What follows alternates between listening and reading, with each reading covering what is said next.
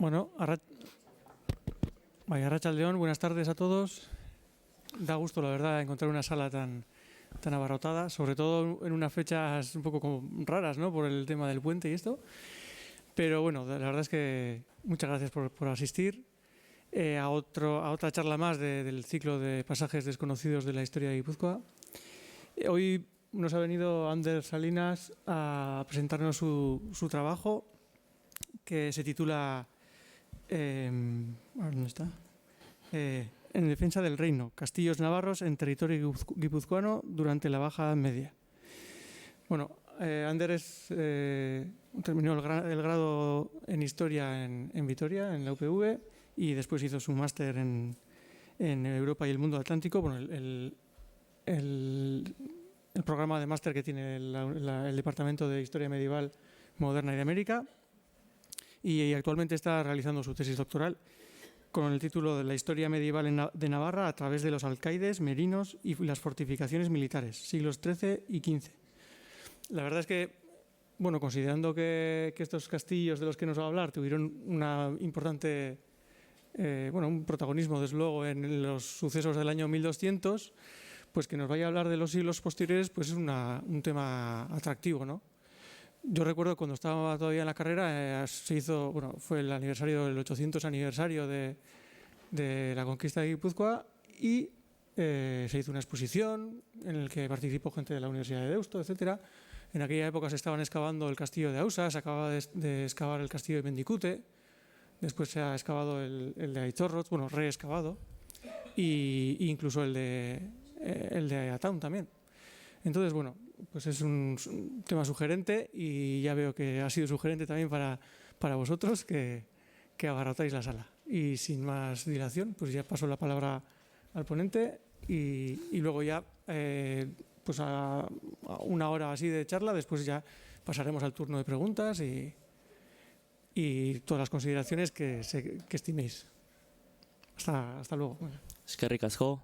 Bueno, lehendabizi, eskerrak emon nahi diot Miguel de Aramburu historiagile elkarteari Gipuzkoako historia divulgatzeko eman didan aukera honengatik eta nola ez ona etorri zareten entzule guztiei. Como decía, en primer lugar quisiera agradecer a la Asociación de Historiadores Guipuzcoanos Miguel de Aramburu por la oportunidad que me ha brindado de estar aquí, de contribuir a la divulgación de la historia de Guipúzcoa, y, como no, a todos los asistentes que habéis venido hoy aquí. Bueno, más allá del título, En defensa del reino, castillos navarros en territorio guipuzcoano durante la Baja Edad Media, ¿qué es lo que vamos a ver hoy, no? La conferencia se divide en 3 bloques principales. En un primer momento trabajaremos la conquista por parte de Castilla de lo que hoy en día llamaríamos País Vasco Occidental en el año 1200, conquista mediante la cual el rey castellano se apoderó de los territorios de Guipúzcoa, Álava y el Duranguesado. Esto nos dará una oportunidad de situar en el espacio y el tiempo el tema que vamos a tratar. En segundo lugar, analizaremos 2 castillos que fueron conquistados en esta conquista de 1200, junto con otros castillos guipuzcoanos y alaveses, pero que, sin embargo, y la verdad es que no sabemos exactamente cómo, desde inicios del siglo XIII van a aparecer bajo soberanía de los reyes navarros, ¿no? Constituyéndose como avanzadillas del sistema defensivo navarro que precisamente se vertebraba en los castillos reales. Aprovechar de hacer un poco de publicidad de estos castillos desde el punto de vista, pues, arquitectónico, aprovechando que se han realizado excavaciones arqueológicas en ambos castillos.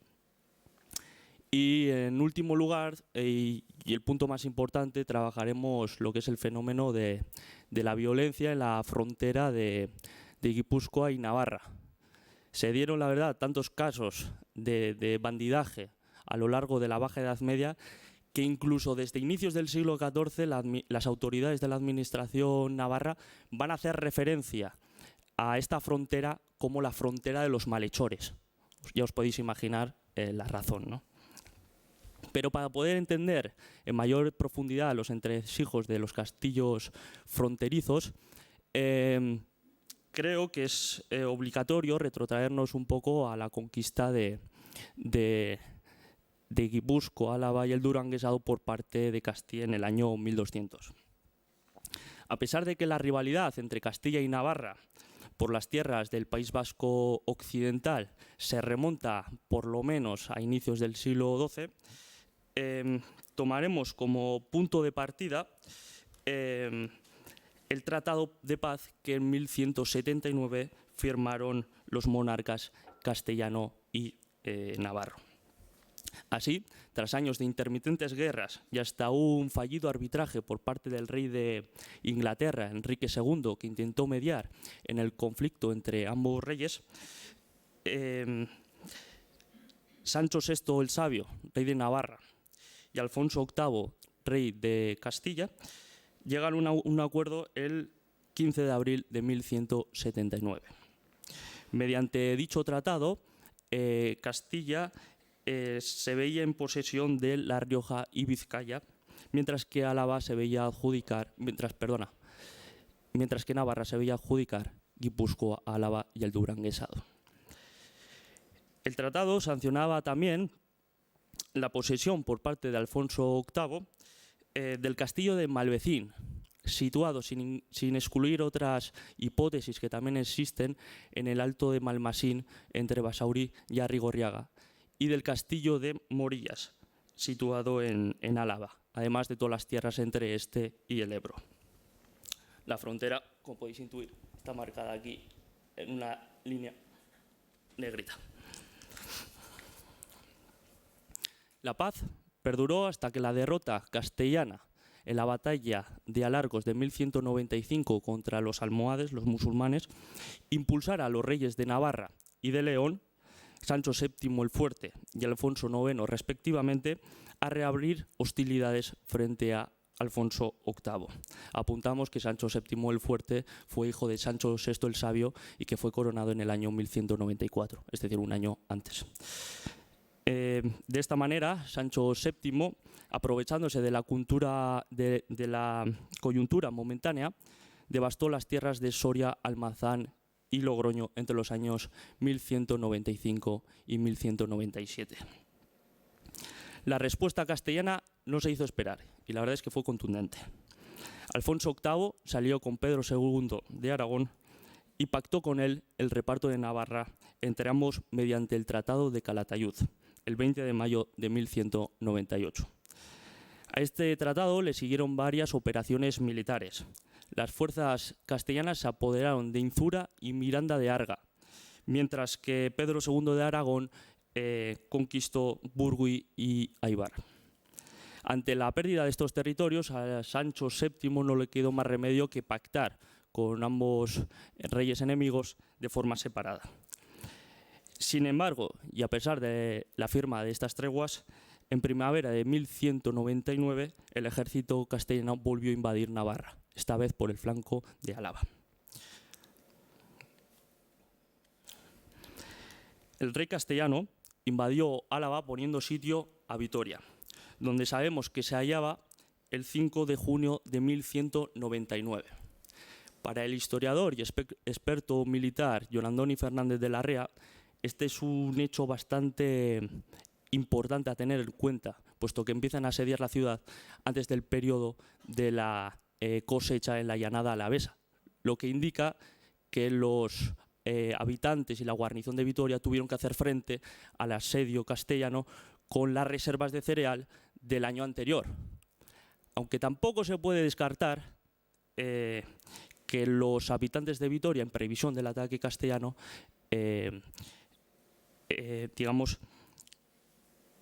recogieran la cosecha aún estando verde y la aprovecharan al máximo, como ocurrió ya en la Edad Media en muchos otros sitios medievales.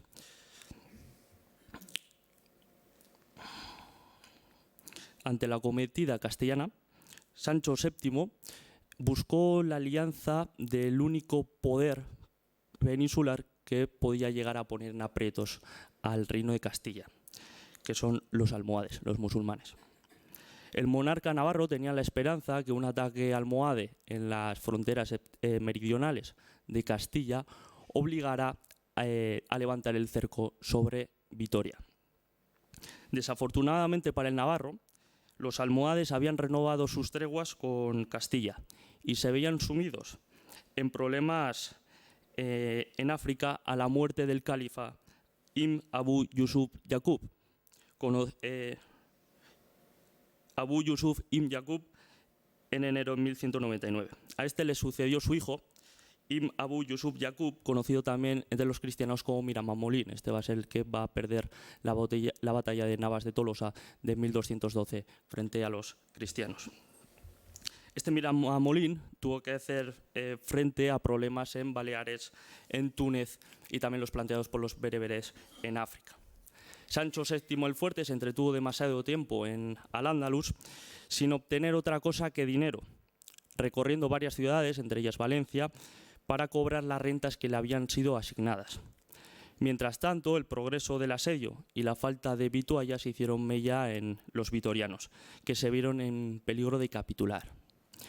Ante esta situación tan crítica, el obispo de Pamplona, García Fernández, aprovechando un momento de tregua durante el sitio de Vitoria, acudió al rey Sancho VII con un soldado de la guarnición de Vitoria para que le explicase al rey la situación tan crítica en la que estaba sumida la ciudad.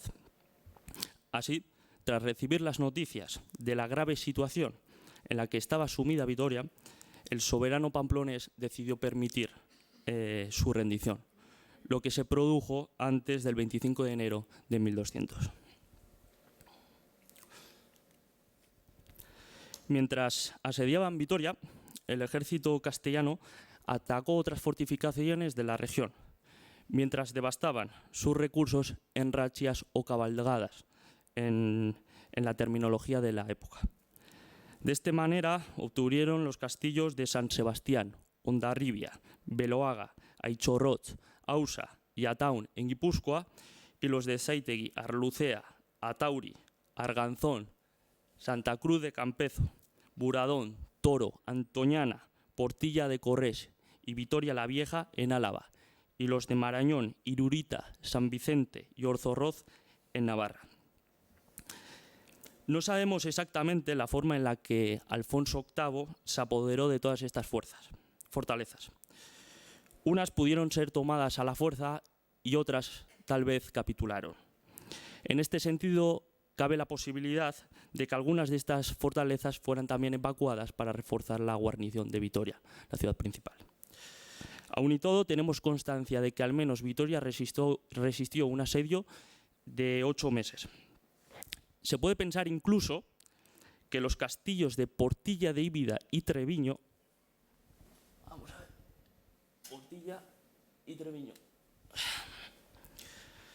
también resistieron mediante el poder de las armas al ejército castellano, puesto que dichas fortificaciones seguían estando al final de la conquista bajo poder del soberano navarro. En el año 1200, Castilla y Navarra firmaron varias treguas. Cada reino conservó el territorio que ocupaba al final de las hostilidades, salvo un par de reajustes.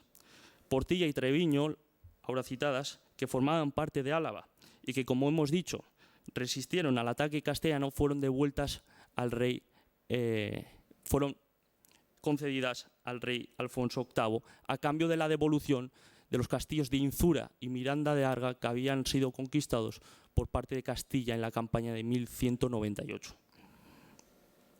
La situación se alteró ligeramente tras la participación de Navarra en la batalla de Navas de Tolosa del año 1212, en la que Sancho VII el Fuerte ayudó al monarca castellano a vencer a los almohades. En agradecimiento de esta ayuda, el monarca castellano devolvió a Sancho VII las fortalezas de Buradón, Toro, San Vicente y Marañón.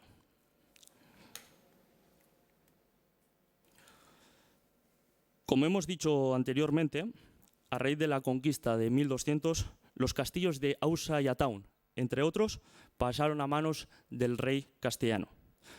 En cualquier caso, aquella situación debió de ser transitoria, ya que ambas fortificaciones habrían de pasar pronto bajo dominio de los reyes navarros, que las administrarían mediante alcaides hasta su pérdida definitiva a mediados del siglo XIV. Podemos pensar que ambos castillos fueron devueltos también a Sancho VII como agradecimiento de su ayuda en la batalla de Navas de Tolosa, aunque advertimos que estas no son más que conjeturas. De hecho, no se ha conservado ningún documento que haga referencia a una posible entrega o la manera en la que el rey navarro pudo adquirir o conquistar dichos castillos. En todo caso, sabemos que tanto Ausa como Ataun fueron castillos de vanguardia del soberano navarro en territorio guipuzcoano desde la primera mitad del siglo XIII. Incluso podemos pensar que desde el año 1222, porque en ese año ya se constata el primer tenente navarro, un almorávid, en el castillo de Ataun. Si bien es cierto que el origen de ambos castillos se ha relacionado erróneamente con la formación de la frontera entre Castilla y Navarra, destacando de este modo su carácter esencialmente militar, sabemos que su construcción se remonta por lo menos al siglo XII. De hecho, el arzobispo de Toledo, Rodrigo Jiménez de Rada, al relatar la conquista en su famosa obra de Rebus Hispaniae, hace una relación de los castillos que fueron conquistados por parte del rey castellano. Entre todos nombra a Ausa y Ataun. Y aquí debemos decir que esta es la primera referencia documental que tenemos de estos dos castillos. No obstante, el hecho de que ya estuvieran operativos en la conquista nos lleva irremediablemente a situar su construcción en época plenomedieval, es decir, antes de la delimitación de la frontera entre ambos reinos. Es más, el arqueólogo José Ignacio Padilla Lapuente, que dirigió la excavación del castillo de Ausa, manifiesta que es probable que este castillo fuera construido en el siglo XI. Entonces, si su construcción precede a la conquista, cabría hacerse la siguiente pregunta: ¿por qué construir estos castillos? Parece ser que el origen de estas fortalezas está relacionado con la economía ganadera de la zona en los siglos XI y XII. El papel de estos castillos sería el de regular los aprovechamientos comunales de los pastos circundantes y ejercer como puestos de vigilancia de las rutas transhumantes, aunque tampoco podemos descartar que funcionaran también como puestos de vigilancia de amplias extensiones de terreno, teniendo en cuenta además en los sitios en los que están situados estos dos castillos, uno en la punta de un monte a 900 metros y el otro en un peñón a 400, como veremos inmediatamente. Una vez habiéndonos situado en el espacio y en el tiempo, pasemos ahora a analizar detenidamente ambas fortificaciones. Ausa y Ataun son dos de los 12 castillos medievales que se han localizado en Guipúzcoa, si tenemos en cuenta también el de Pasaia, que a día de hoy su emplazamiento exacto está un poco en duda, y de los pocos en los que se han realizado excavaciones arqueológicas.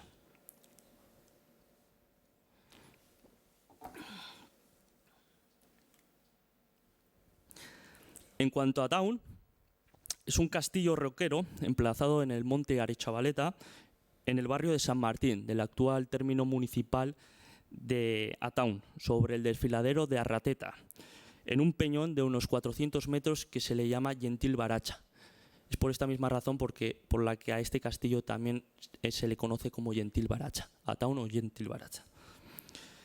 Teniendo en cuenta su emplazamiento y las características de su construcción, se puede decir que entre todos los castillos navarros, este es uno de los ejemplos más claros de aprovechamiento de las condiciones naturales para hacer una defensa de difícil acceso. El nivel de ocupación en la parte baja del castillo estaría limitada al oeste por la muralla, al este por la roca, al norte por un acantilado y al sur por la estructura del aljibe, una estructura para recoger y mantener agua. Entre sus principales elementos, que aún son visibles, encontramos el muro de piedra, que está situado en la zona occidental de la superficie. Es una localización lógica, teniendo en cuenta que el único acceso al castillo es por esta parte oeste. El resto es una peña escarpada prácticamente inaccesible. El otro elemento que todavía podemos distinguir hoy en día es el aljibe, situado en la parte sur.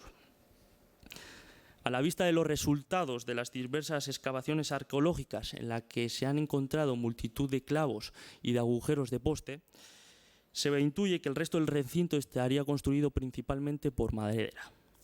Por ejemplo, el lado norte, que colindaría con el acantilado, estaba igualmente defendido por una empalizada de madera. Tenemos referencias documentales sobre ello. Otros elementos que destacarían en el interior del recinto serían la torre principal, un par de estancias o alojamientos, probablemente para la guarnición, y una atalaya. Todos ellos construidos, como he dicho, principalmente por madera.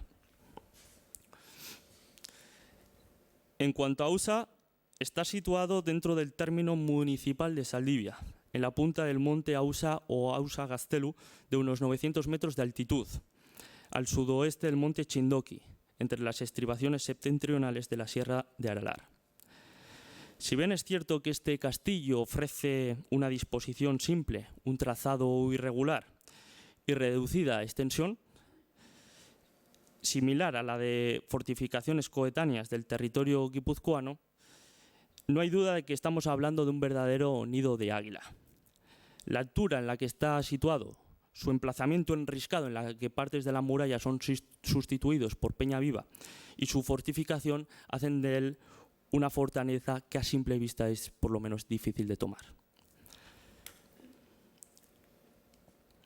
El castillo se componía de dos recintos complementarios, uno superior, donde están los restos de la torre circular, y otro inferior, que tenía la misión de guarnecer los puntos más vulnerables y defender la entrada principal. Del nivel inferior solamente podemos intuir los restos de la muralla exterior y quizás también la de una puerta menor, que sería esto. Aquí estaría la puerta menor y seguiría por aquí la muralla.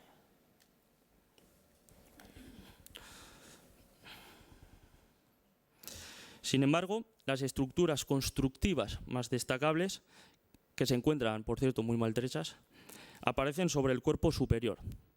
Dicho cuerpo fortificado conserva hacia el área central del recinto la base de la torre mayor o del homenaje que presidía todo el conjunto. No sé si se ve por ahí. Está ahí. En el lado noroeste del recinto superior, es decir, mirando a Zaldivia, nos encontramos con el muro de piedra del cual hoy solo quedan algunas piedras de su recubrecimiento exterior. El aljibe está en la parte sur y está horadado en la roca. En el interior del recinto, además del aljibe y de la torre, había una caseta para la guardia hoy desaparecida. Aunque no se pueda determinar con gran rotundidad, posiblemente en la parte este estaba la puerta principal.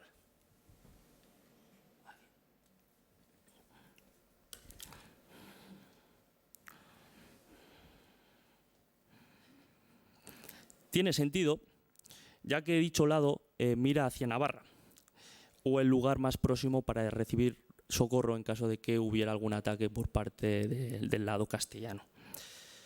Además, el recinto superior estaba dominado por varias torres menores, pero apenas contamos con indicios visibles de una de ellas.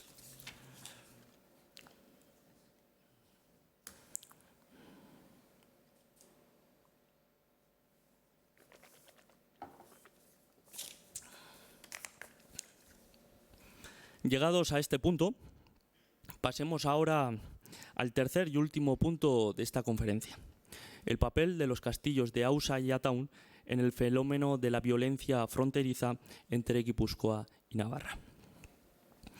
Anteriormente hemos indicado que los orígenes de estos dos castros estaban relacionados con el control de la ganadería y de los pastos, aunque la verdad es que tras la conquista de Álava, Guipúzcoa y el Duranguesado por parte de Castilla, estos núcleos cobraron una gran importancia militar. Su carácter de castillos avanzados o posiciones destacadas en territorio castellano los convertía en los núcleos fortificados más adelantados del sistema defensivo navarro en la frontera con Castilla. De este modo, y ante cualquier intento de penetración armada por parte del lado castellano, los castillos de frontera asumían la función de bases logísticas para la defensa o, en su caso, de contraofensiva. Sin embargo, estos no eran los únicos castillos fronterizos del sistema defensivo navarro. Desde el siglo XIII, Navarra contaba con la frontera con Guipúzcoa con los castillos de Gorriti, Ausa, Ataun, Irurita y Orzorroz, a los que hay que añadir una torre de madera en Leiza, y Atajo en Amezcua y las cuevas fortificadas de Lana frente a Álava. Por el contrario, parece que existe un intento castellano de consolidar la frontera entre los dos reinos, concentrando asimismo la población en núcleos amurallados. Es así como Alfonso X el Sabio concedió en el año 1256 varios fueros a poblaciones ya existentes ubicadas en la frontera, como Segura y Tolosa en Guipúzcoa y Salvatierra, Contrasta, Santa Cruz de Campezo en tierras alavesas. Junto a esta red de villas, esta nueva ordenación defensiva castellana se apoyaba sobre algunos castillos, como los de Beloaga, Bendicute y San Adrián. Podemos pensar también que el de Gasteluguerri, aunque es bastante tardío, de finales de la Edad Media. Observando ambas realidades, destaca la debilidad de los castillos castellanos en comparación con el navarro, en el que se encuentran más fortificaciones. Sin embargo, la defensa estática de la frontera estaba encomendada en ambos lados de la frontera a guarniciones muy escasas. Podemos hacer una estimación de los efectivos teóricos que debían constituir la guarnición de las fronteras del reino navarro gracias a las cuentas de 1259 y 1266. Sabemos que en estos años los castillos de Ausa y Ataun debían defenderse conjuntamente con 20 hombres. Podemos pensar que habría 10 en cada uno. Orzorroz con 8 y los de Gorriti e Irurita con 10 hombres. En este sentido, debemos apuntar que es más que probable que estos castillos fueran defendidos por guarniciones más numerosas en comparación con aquellos situados en el interior, por su condición de castillos fronterizos. Si tenemos en cuenta que estos castillos fronterizos están defendidos y controlados por 10 hombres, 8, pues los de interior, pues Irulegui, Lerín y demás, pues 3, 4, pero no más. Aunque también es cierto que estas reducidas guarniciones ordinarias se solían suplementar en periodos de crisis con refuerzos de alguna que otra decena más de combatientes.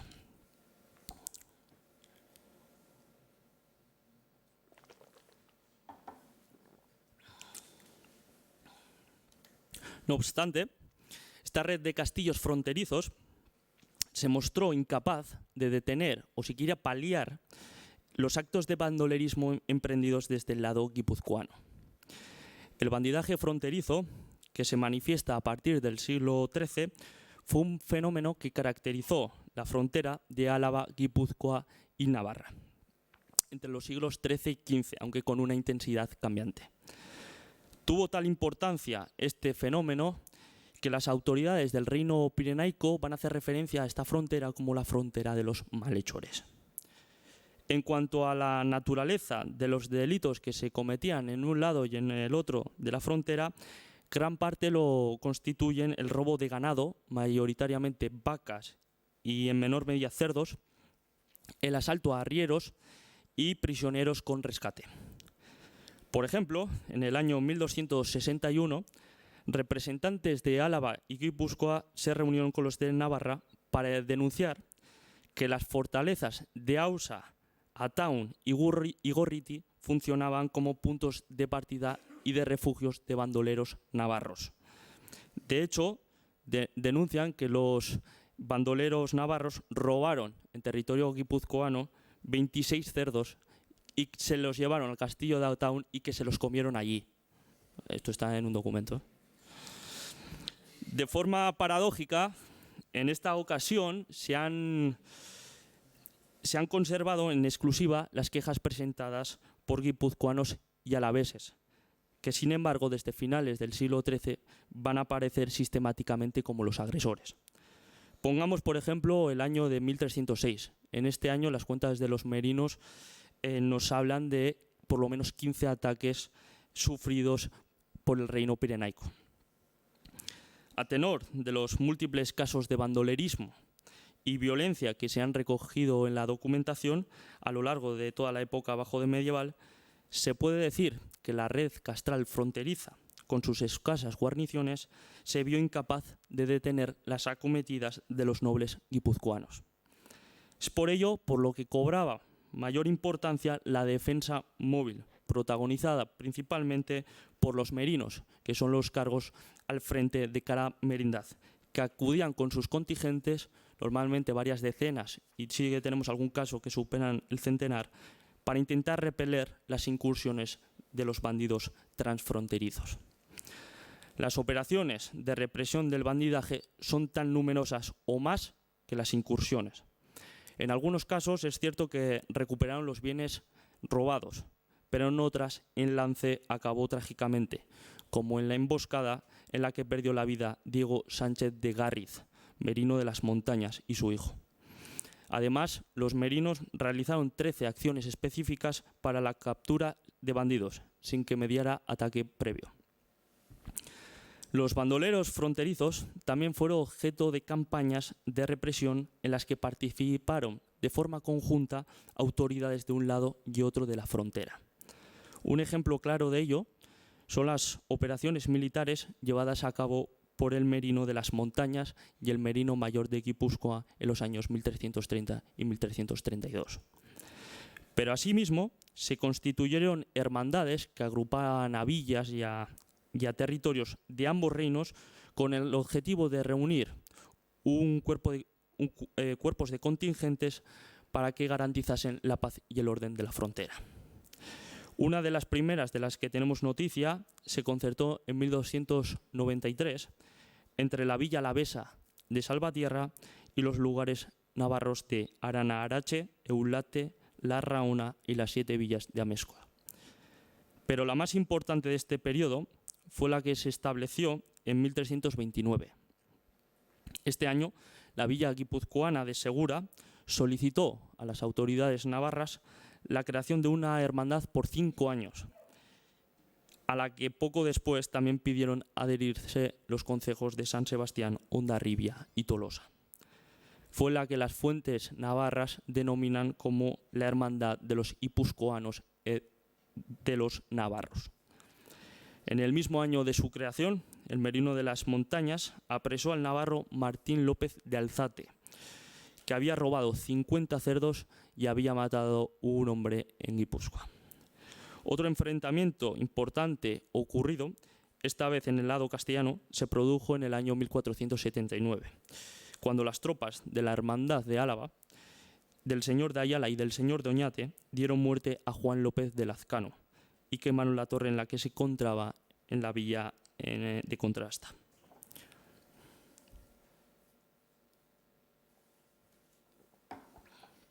Este tema de las merindades es un tema un poco complejo, porque la verdad es que hubo diferentes tipos de hermandades. Además de estas hermandades fronterizas, hubo otras hermandades que englobaban toda la provincia, como es el caso de la Hermandad General de Guipúzcoa, creada a partir del año 1375 y que va a tener el objetivo de garantizar la paz y establecer la justicia pública en todo el territorio, y va a tener jurisdicción sobre todo el territorio. Tenemos un caso similar navarro, creado en 1425 y que va a actuar hasta el año 1509. Digamos, razones similares, ¿no?, para poner freno a estos bandoleros que no solamente van a actuar en la frontera, sino también dentro del territorio.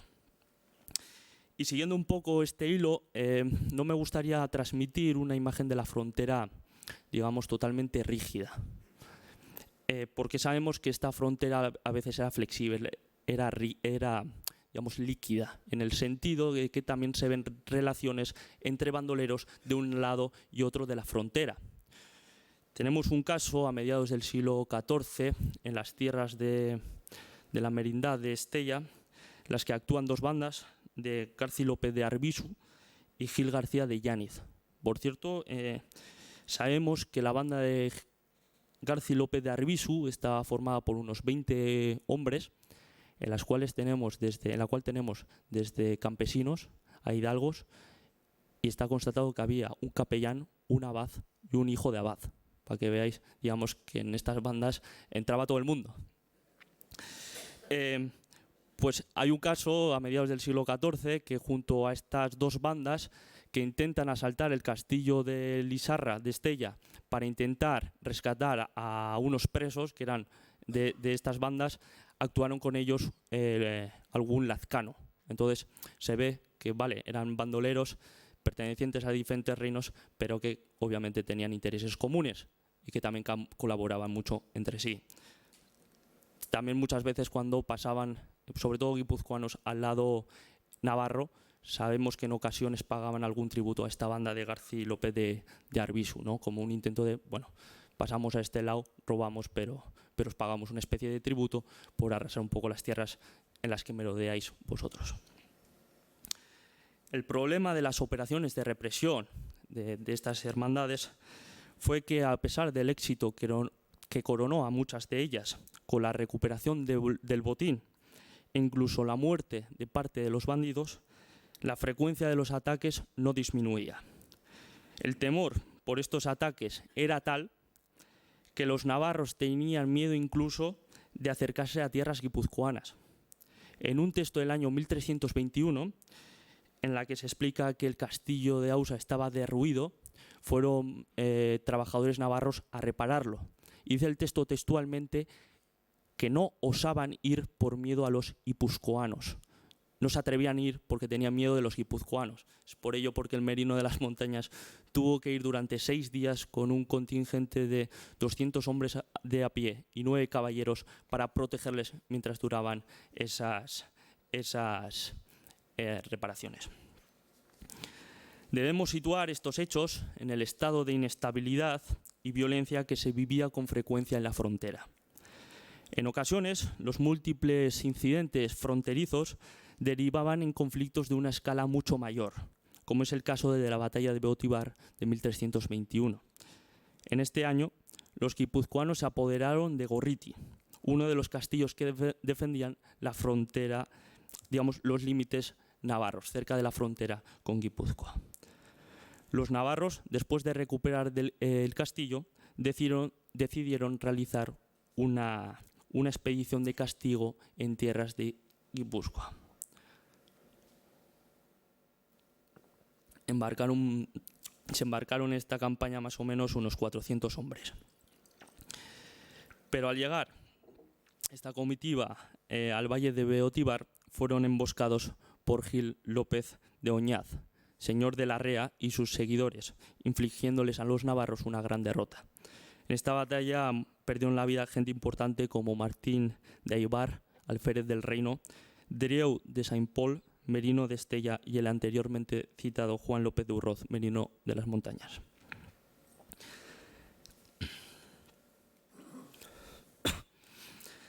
Ante la ineficacia del sistema defensivo y la represión para acabar con este fenómeno, los reyes de Navarra decidieron cambiar su estrategia en su relación con los linajes fronterizos alaveses y guipuzcoanos. Esta estrategia se trataba de convertir a los parientes mayores y escuderos del otro lado de la frontera en vasallos del rey de Navarra. Dicho de otra manera, se trataba de convertir a los ladrones en guardianes de la frontera.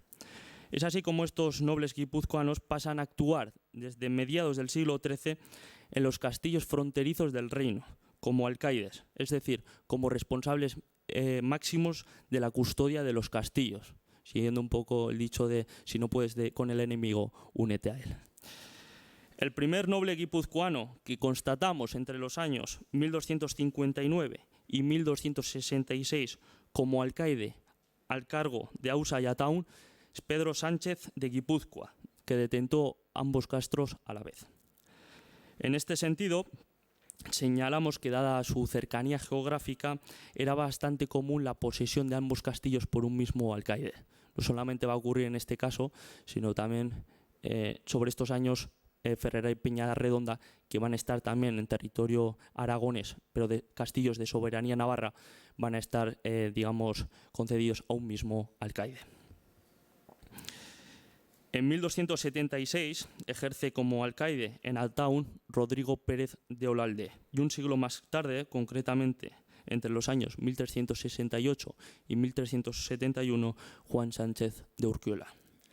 Estos nobles guipuzcoanos, pero vasallos de los reyes de Navarra, fueron los guardianes de algunas fortificaciones fronterizas frente a los ataques de sus vecinos guipuzcoanos. Sabemos que en ocasiones los ataques guipuzcoanos contra los navarros eran incluso hasta legales. Esto se producía cuando estallaban las guerras entre los dos reinos, como sucedió en el año 1335 al asaltar los Lazcano y los Oñaz los castillos de Gentilbaracha y de Ausa.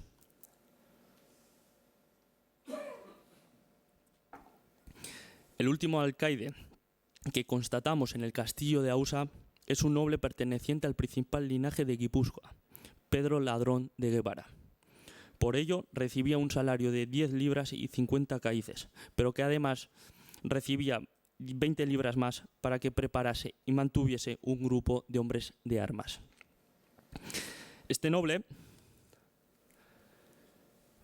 protagonizó uno de los episodios de la Guerra Navarro-Castellana de 1335-1336 al rendir el castillo de Ausa a los invasores que mandaba Lope García de Lazcano. Sabemos que en el año 1335 los Guevara mantenían 2 escuderos y 100 hombres de a pie en el castillo de Ausa. A pesar de ello, en el mismo año los guipuzcoanos sitiaron el castillo, lo conquistaron y posteriormente lo destruyeron. En consecuencia, el rey navarro castigó a Pedro Ladrón de Guevara quitándole todas las propiedades que éste tenía en Navarra. A partir de aquí, los navarros no van a reconstruir nunca más este castillo.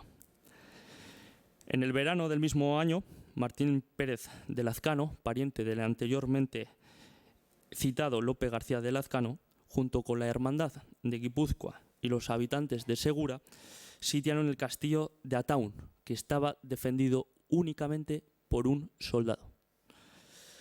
Para forzar la devolución de 23 caballerías y un asno que les había cogido el merino de las montañas Gil García de Yáñez en las inmediaciones de San Adrián. Devueltos los animales, los guipuzcoanos levantaron el sitio. Hasta ahora hemos visto cómo varios linajes guipuzcoanos pasaron a servir a los reyes navarros. Sin embargo, las relaciones entre Guipúzcoa y Navarra no se circunscriben únicamente a la nobleza. Así, sabemos que muchos albañiles, carpinteros y maestros guipuzcoanos trabajaron en múltiples construcciones en todo el reino de Navarra. Por ejemplo, para reparar en 1372 las casas que estaban dentro del castillo de Ataun, se contrataron a ciertos maestros guipuzcoanos, obligados sin duda alguna por el carácter fronterizo del castillo de Ataun. Poco duraron dichas reformas, ya que el castillo de Gentilbaracha o Ataun fue derribado en 1378 por mandato de Carlos II, después de la guerra con Castilla. Aunque no nos haya llegado ningún documento en el que se especifique la razón por la cual Carlos II decidió tomar esta decisión, cabe pensar que el mal estado en el que hubiera quedado el castillo después de la contienda y la imposibilidad de hacer frente al gasto que supondría repararlo, obligaron al rey a tomar esta decisión. De este modo, evitaba que el castillo fuera utilizado por los castellanos como núcleo para un posterior asedio a Navarra. Esto era bastante común en la época medieval.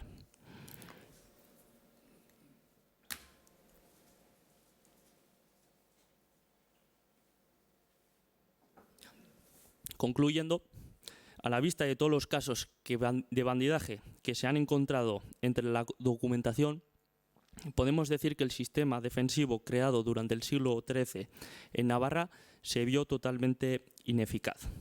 La red castral no detenía a los incursores alaveses y guipuzcoanos y su escasa entidad defensiva los convertía en blancos relativamente fáciles, incluso para fuerzas tan poco sofisticadas como la de los guipuzcoanos.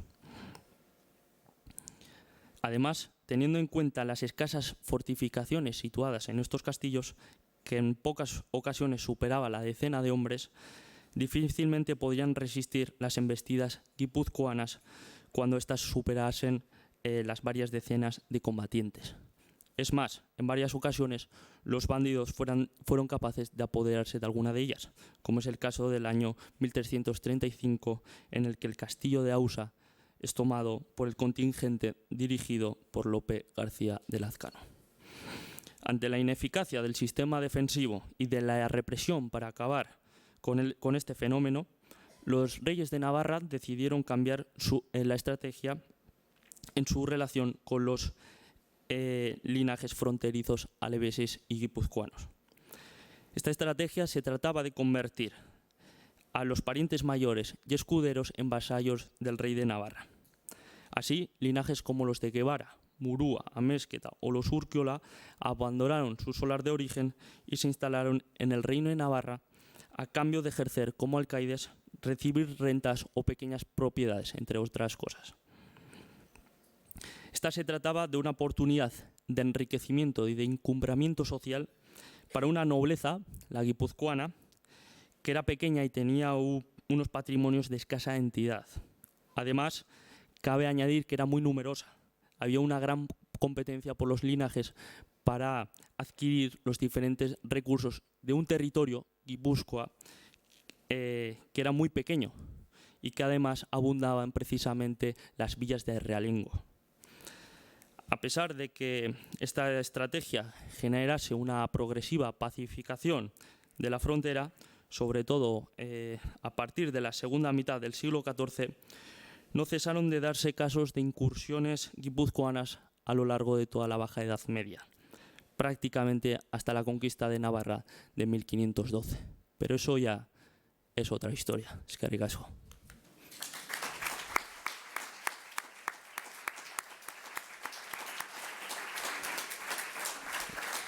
Bueno, ahora... Os he dejado ahí mi correo personal de la universidad. Si alguien quiere algo, necesita algo en cualquier momento, pues bueno, estoy ahí presente continuamente. Sí, ahora pasamos al turno de preguntas. Cuando me pasen el... bueno, están ahí, ya disponible. Con el micrófono, pues eso, levanten la mano y vendrán... Porque si no, es importante lo del micrófono porque esta sesión se está grabando y si no hay micrófono luego no se puede oír.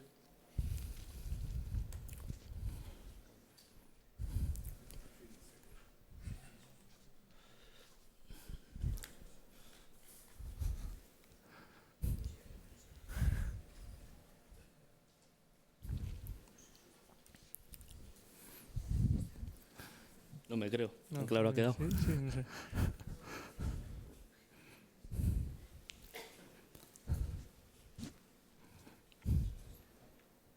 Bueno, ya está.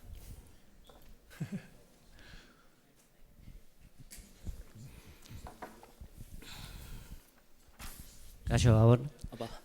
Mila esker egin desun disertazioagatik eta sentitzen den ni lehenengo izatea.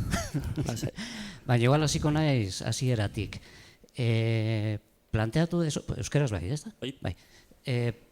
Hasi dezu zure disertazio hau Inglaterrako Enrique Plantagenet bere autoa edo bere ebazpena edo nola esan norai bereizten zeintzuk ziren Nafarroko erregearen lurrak, Antxo Seigarrena, espanago oker, eta zeintzuk izango ziren Kastilako lurrak, Alfonso Zortzigarrenak, ezta? Bai. Eta esaten duzu 1200ean, handik oso urte gutxitara, 1200ean Gaztelak inbaditu egiten dula Araba, Gipuzkoa eta Durango aldea. Hori da pixka bat, ezta? Hori ulertu den. Aurretik, Araba, Durango aldea eta Gipuzkoa zertzan. Akitania, Inglaterrako erregea zen, Akitaniako kondeare, bai, bere emaztearen bidez. Bai. Ordon, Araba, Gipuzkoa eta Durango aldea zertzan. Nafarroako erreinuaren lurraldea. Hau da, bai. Nafarroa zen. Hori da. bai. Alegia, Kastiliak Nafarroa inbaditzen du. Hori da, bai. Ados. Noski, bai.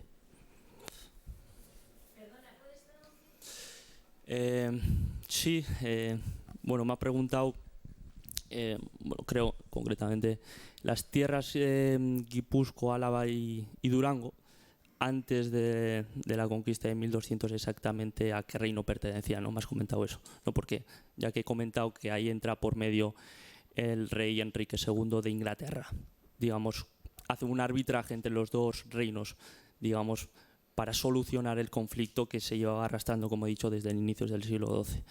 Sin embargo, pues ya le he comentado que esas tierras, antes de la conquista, el duranguesado, Álava y Guipúzcoa pertenecían al reino de Navarra, sin duda alguna.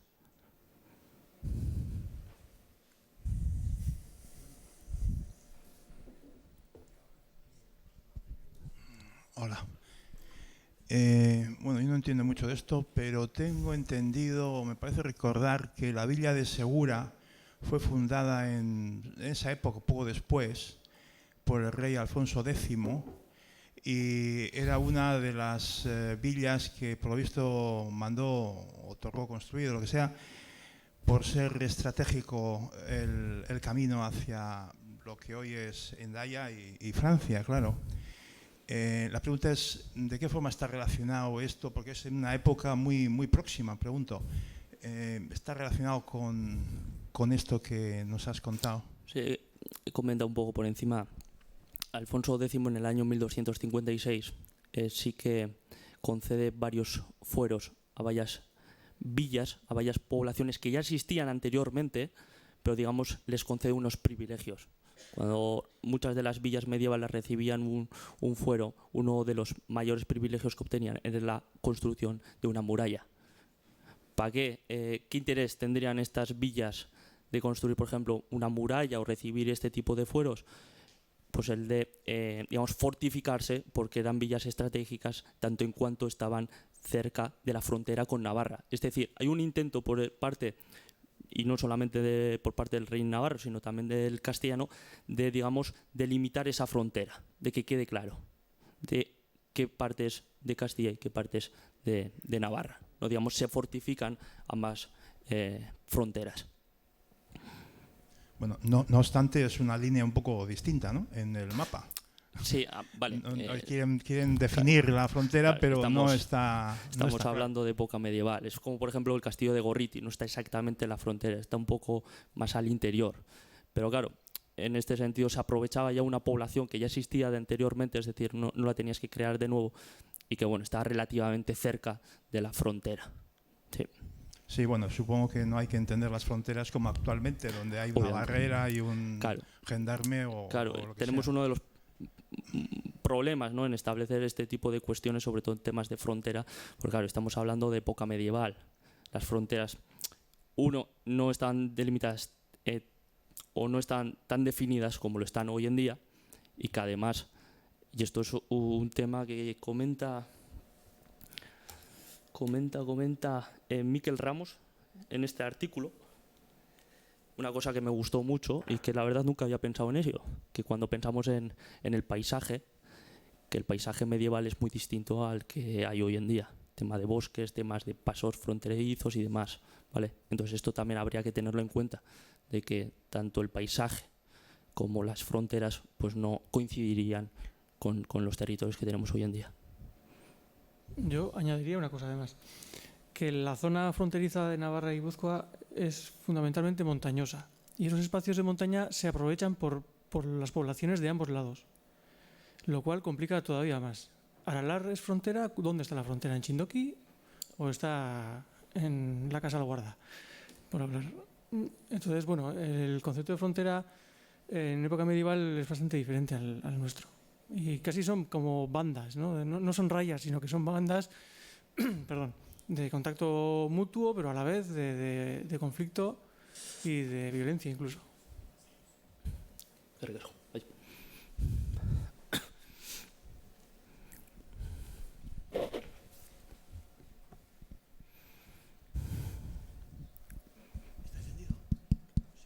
Hola, bueno, dos preguntas sobre los castillos de Ausa y de Ataun. ¿Qué tamaño tenían, más o menos? El de Ausa, bueno, te contesto ya, perdona, ¿eh? El de Ausa, 300 metros cuadrados, más o menos. Muy poco. Y el de Ataun, castillo es muy pequeño, 275. Pero es que el resto de los castillos Navarra las extensiones son similares, ¿eh? Y una pregunta que igual es muy técnica. ¿Son de piedra seca o con mortero? No, seca. En mortero aparece en algunos... Entonces no había cañones ni nada que se parezca en la época. En época medieval, temas de cañones sí que tenemos constatado en el siglo XIV alguna bombarda y demás, pero vamos, mínimas. Creo recordar que en la conquista del Reino de Navarra del año 1512, los castellanos utilizaron, creo, si no recuerdo mal, 4 cañones. En todo el ejército llevaron 4 cañones, es decir, y claro, su efectividad pues no era gran cosa, era más ruido que otra cosa. Hasta época moderna, el tema de la pirotecnia está muy poco desarrollado. Y luego una última pregunta. Sí. Has mencionado, ahí en el plano, en el mapa se veía entre San Sebastián y Irún, un castillo de Beloaga. Bye. ¿Eso queda algo? ¿Dónde está eso? Está en... Beloaga está en... Oiartzun. Pero... Espera.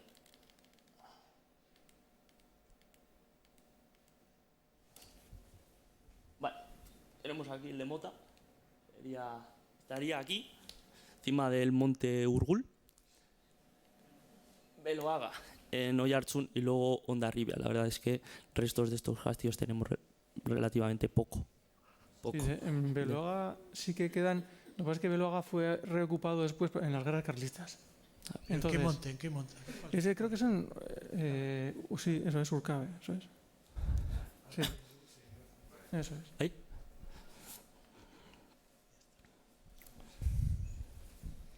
Sí, yo tengo una pregunta en relación a los merinos, porque has dicho que eran prácticamente los que se encargaban de defender la frontera de los malhechores, porque los castillos no tenían una guarnición como para hacerles frente, ¿no? Y mi pregunta es, ¿cómo hacían esa defensa práctica si eran unas fuerzas un poco móviles, porque no tenían no estaban apostadas en un sitio concreto, ¿no? Y cómo hacían la defensa si andaban moviéndose tanto y demás? Aquí tenemos Navarra dividido en, como cada punto sería un castillo, y luego las principales merindades. Los merinos serían los encargados de las merindades, que serían, pues aquí tenemos el de Estella, el distrito de Hurtapuertos, que es un poco diferente, pero bueno, funcionaría como una merindad.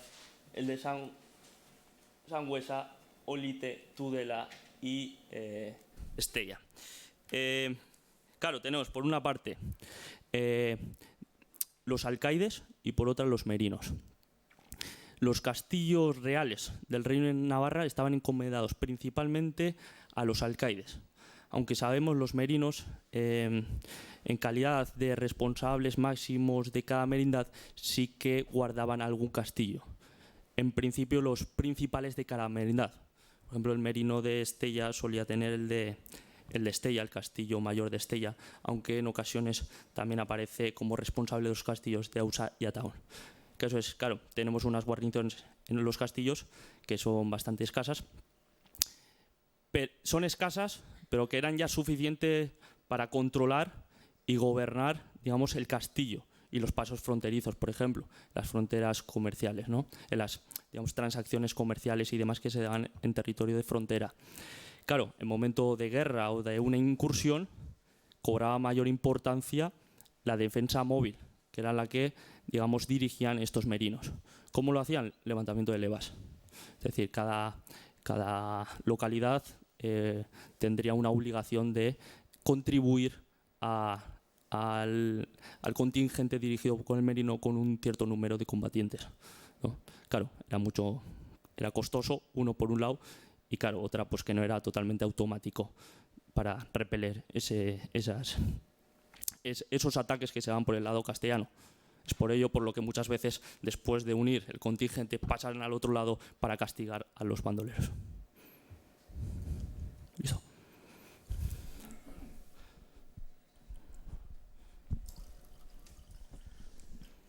Bai, Ander, aipatu duzu bi aldiz, hor muga, mendebaldeko mugan, frontera egiten dutena, gazteluak, alde batetik Gorriti eta Irurita.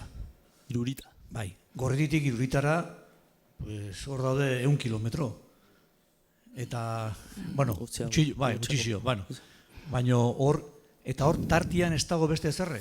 Hain naiz pentsatzen, toda la parte de Goizueta, Nafarroko hemen guruntakuak, hor ez dago, arrastorik ez dago ezer? Hor txorrot daukagu, baina pixka bat badugu hor txorrot, karo, hemen, lehen pentsatzen zen hemen zegoela. Azkenengo ikerkuntzak diote gutxi gora bera hemendik izango zela. Ituren eta Zubietako lekuen artean. Baina, printzipioz, gaztelu gutxi ditugu. Lehen komentatu ditudanak. Izango dira hauek. Karo, hauek fronteran. Barnealdean izango ditugu askoz gehiago, nola ez. Baina bai, ez zauden gaztelu... Bueno, berez ikusi dezakegu ez zaudela gaztelu askorik. Frontera bertan. Sí, vale.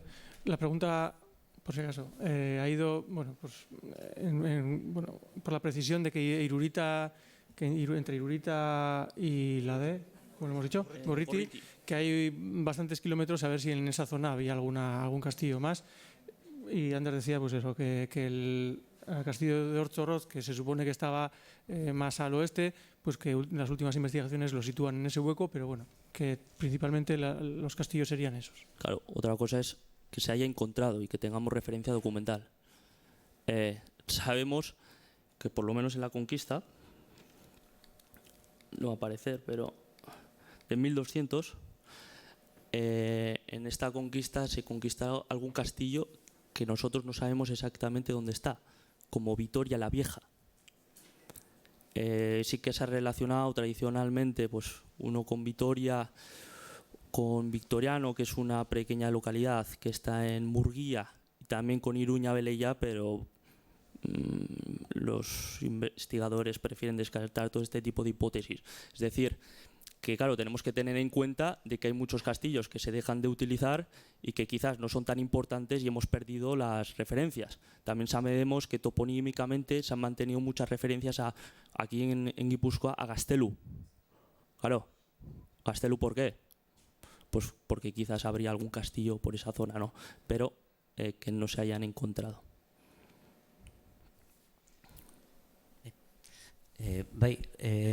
Zure esposizio horretan komentatu duzu bai Auza eta bai Ataungo gazteluiek nahiko txikiak ziren.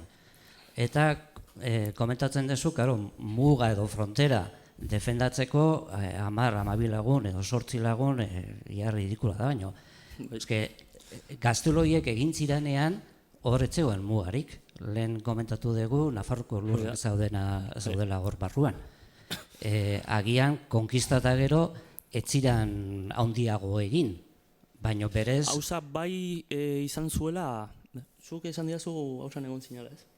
Auzan egon zen gazteluaren aldaketa bat, 13. mendearen hasieran, uste dut, ez? Izan likenen ez bat. Bai, aldatu zuten, fortifikatu egin zuten gaztelua eta pixka beraren arkitektura ere aldatu zuten hobeto egokitzeko lurraldera, baina besterik... Hori da, muga egiten danean, lehen etzegoen mugarik hor. Hori da, orduan, baina zein da galdera, orduan. Aipatzen zenun bai Auzan eta baita Ataunen, gazteluan egoten zirala 10-12 lagun edo 8 lagun. Eta ez dauka logika hondirik mugako gaztelu bat izateko. Bere funtzioa ezintzun izan mugareka. Logikoa badauka. Baina beste gauza bat da, ordaindu behar duezuna, gaztelu horretan guarnizio handiago bat mantentzeko. Bai, permanenteki dinot, ez bakarrik gu da momentuetan. Orduan, karo, guarnizio bat gaztelu hauetan mantentzeko oso garestia zen, oso garestia. Orduan, karo, esen errentablea erregarentzako bertan permanenteki mantentzea garnizio handiagoak.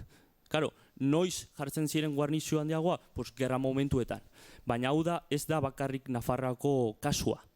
Hau orokorra da Europa osoan. Vale. Erantzun da. Sí, la pregunta era eso, que si veíamos la escasez, o aparente escasez de soldados permanentes que estaban en los castillos de Ataun y de Eusa, bueno, pues que eso se puede explicar pues teniendo en cuenta que el castillo es de un momento en que eso no era frontera. Entonces, bueno, esa era la apreciación. La respuesta de Ander era que al final mantener un regimiento más abundante pues que era muy, muy costoso y que siempre se ampliaba justamente en momentos de conflicto. Y que, bueno, que yo lo he entendido como que el tamaño de los castillos de la época a nivel europeo tampoco es mucho mayor. No, más o menos por ahí, 300 metros cuadrados, incluso menos. Bueno, yo ahí también, igual, en lo que respecta a la cronología del castillo, igual también puede tener que ver. Lo digo porque en las excavaciones que se han realizado, que Iñaki Padilla, el difunto Iñaki Padilla ya decía que podían ser anteriores, incluso del 11, ¿no? Pues igual el contexto de fundación de esos castillos es la guerra, en el contexto de Sancho de Peñalén, de la guerra de Castilla y Navarra y el reparto también de Guipúzcoa y Vizcaya, ¿no? En ese momento. Entonces, bueno, como no se sabe concretamente cuándo se construyeron esos castillos, pues también dependerá también del contexto del momento que tenga una forma u otra o que se sitúen en un punto o en otro, ¿no? Un par de comentarios sin más. La trifulca que había entre los dos reinos que sigue permanente, porque yo tengo un dato que es en 1374 hubo una invasión castellana que llegó casi hasta Pamplona. Ahí se destruyó el castillo de Tiebas y se quemaban las estrategias también que usaba, se quemaba la cosecha de todos los alrededores, era mi pueblo que está al lado, y ahí era un castillo real, sí, que se quemó muchísima documentación, hasta la toma del reino. Y luego como anécdota también, como la relación entre guipuzcoanos, que has dicho que había en Navarra, en mi pueblo Beriain también, a 10 kilómetros al sur de Navarra, había un cantero, en 1570 y pico, que hizo la reforma de la iglesia, incluso estuvo residiendo y viviendo en el pueblo. Todavía se mantenía la relación, como también con ultrapuertos. Tengo datos de que había gente de que ya se había perdido la merindad, pero todavía había un contacto físico entre las personas. Totalmente. Es que, como he dicho, las fronteras no eran totalmente rígidas, ¿no? Se levanta una frontera y aquí no pasa nadie. No. De hecho, se dan muchas transacciones comerciales entre guipuzcoanos, alaveses y navarros, por intereses comunes. Incluso hay navarros constancia de cuando pierden la salida al mar que se les concede un privilegio de poder comerciar con el puerto de San Sebastián. Sí, al hilo de eso, nire nuke ez kritika, baino hori bai gehiagi gustatu, aurrez aurre jartzean aparrak eta gipuzkoarrak, aquí lo que se ha hablado es mucho de reyes, de nobles, de mayorazgos, de señores, pero el pueblo, eta herria, eta herrietako jendea, bizidana bai Seguran, edo Ataunen, edo Goizuetan, edo Durangon, jende horrek, esto no lo ve de la misma manera que lo veían los mayorazgos. O sea que yo entiendo, supongo, no tengo ni idea, soy neófito en estos temas, pero que toda esta frontera y esta separación entre las alianzas que hacían los reyes de Navarra con los mayorazgos guipuzcoanos, pues, con intereses económicos y políticos, claramente, jende xeak, beko jendeak eta herritako jendeak hori etzula horrela somatzen. Ikusi bai, baina somatu, sufritu bai, eta tokatzen zaionean ir a levas, pues iba, y cuando le tocaba pagar los impuestos, pues qué remedio, baina que yo no creo que hubiera los bandoleros guipuzcoanos que iban a robar los cerdos al revés. O sea, herriko jendeak etzula arazo hau eta situazio hau goiko mailako noblezia horrek ikusten zuen bezala. Hoi da nere... Sí, no. Bueno. Sí, no. Claro, no me va a meter... por ejemplo, tenemos constancia de que hay en la zona cerca de la frontera del norte de Navarra, pero ya habitantes de Guipúzcoa, que muchas veces pasaban al lado navarro a talar los árboles que eran pertenecientes del rey navarro, que era ilegal, pero aún así pasaban y los cortaban. Quiero decir, absolutamente de acuerdo que en esas relaciones de bandoleros y nobles, claro, estaría por una parte y por otro el pueblo llano, ¿no? Que bueno, suficiente tenía con sobrevivir, totalmente de acuerdo. ¿Que lo veían así? Sí, no. Como he dicho, no, claro, es por el tema que me ha tocado tratar, ¿no? El tema del bandolerismo, se trata de conflictos, ¿no? Pero sí que se dan, como he dicho, por ejemplo, muchas relaciones, muchas transacciones comerciales entre, bueno, una parte de Navarra y Guipúzcoa. Pero, como he dicho, también tenemos casos de habitantes campesinos y demás que pasan, por ejemplo, a talar árboles a Navarra, cuando les interesa. Aquí cada uno buscando su interés propio.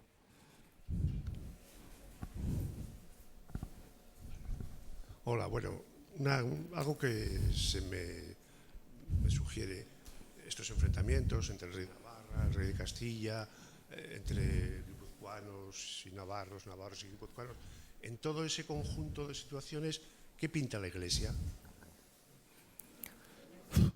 ¿En qué términos? Porque me figuro que el rey navarro será cristiano y el rey castellano también. Claro. Digo, ¿qué papel tiene ahí la Iglesia en ese...? Pero ¿dónde exactamente?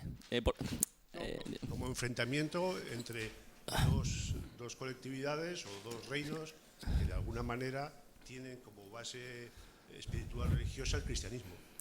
Pues es que tenían sus propios intereses también. Y pertenecían a su propia institución, dividida en diócesis y demás, que no coinciden exactamente con las fronteras entre los diferentes reinos.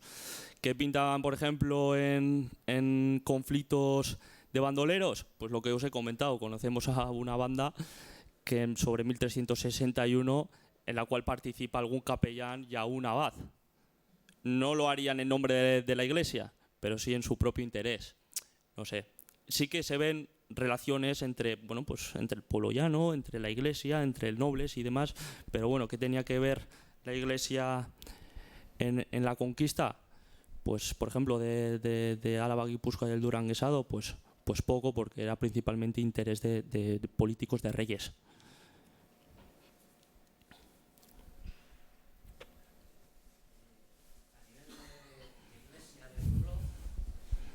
Bai, herriko apaizan eta erresuma bakoitzeko apaizen artean, bai, baina Vatikanoak zer zaukan hor?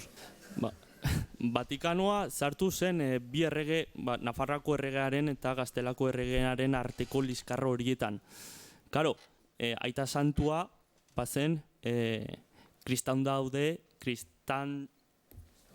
kristautasunaren goreneko botere espirituala. Karo, askotan bai parte hartzen zuela erregen arteko liskarretan. Karo, gauza bat zen aita santuak esaten zuena, eta gero errege bakoitzak jarraitzen zuen bidea. Bueno. Si preguntaban por el papel de la Santa Sede en el conflicto, bueno, pues que... Bueno, yo creo que en realidad también funcionaba como un actor más, ¿no? A veces favorecía a unos, otras veces a otros. Incluso los obispos, la realidad es que los obispos eran muchas veces familia de las familias nobiliarias de cada reino y muchas veces estaban emparentados, incluso eran hijos naturales o de los reyes. Entonces, pues evidentemente pues jugaban a los mismos juegos. Pues sí, son autoridades religiosas, pero realmente juegan a los mismos juegos terrenales. Y luego, no tiene nada que ver, pero es algo que me sale decirlo, no puedo callarme. En relación al tema de los alcaides y demás, es muy curioso que tenemos constancia de dos alcaides, dos mujeres a cargo de dos castillos en el Reino de Navarra, que estén constatados, aunque yo, bueno, en mi tesis quiero meterme un poco con este tema, ¿no? Una, Leonor de Franger, en el castillo de Monteagudo, y otra en Tafalla. No tanto en calidad de alcaides, ¿no? Porque eran vasallos directos del rey y demás, pero sí como viudas de. Esta Leonor de Franger era viuda, creo que de un Beaumont, pero que aún así aparece en las cuentas de Comptos como la receptora de los emolumentos del cargo.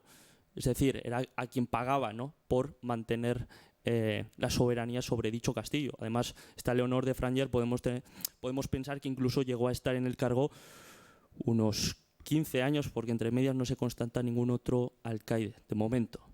Entonces, bueno, que es un periodo bastante prolongado. Y vamos a darle la importancia a esto también.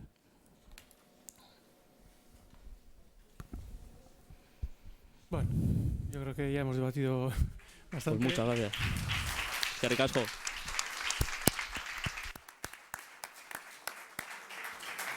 Gracias y buenas noches.